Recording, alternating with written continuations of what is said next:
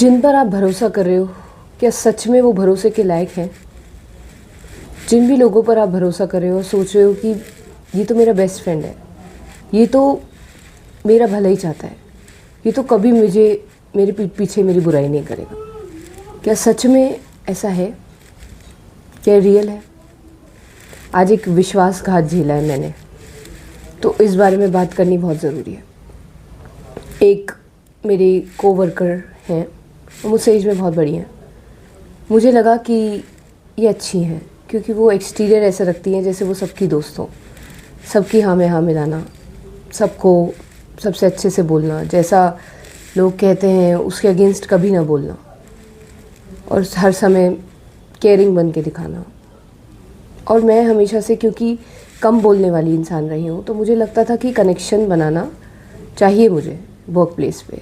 अच्छा नहीं लगता कि हम अपनी दुनिया में रहते हैं, और मैं अपनी दुनिया में बहुत खुश रहती हूँ। नेचुरली नेचर मेरी कुछ ऐसी दी गई है, भगवान ने ऐसी दी है कि मैं अपने में खुश रहती हूँ।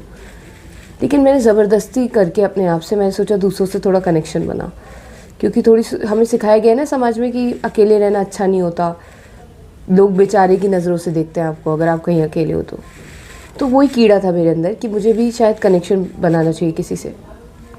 मुझे ऐसा लगा लोग मुझे बेचारा ना समझ लें, जबकि मैं बेचारी थी नहीं।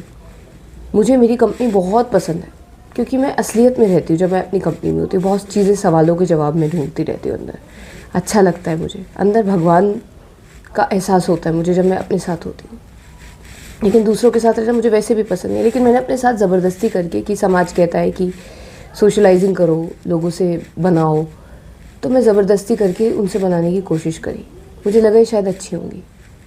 बाहर से, एक्सटीरियर से मैं बेवकूफ़ बन गई कि शायद अच्छी है। मैं फिर उनसे शेयर करने लगी कि मुझे क्या पसंद है, क्या नापसंद है। मुझे लगा मेरी दोस्त है, वो भी करती थी। उनकी घंटों की बकवास मैंने सुनी।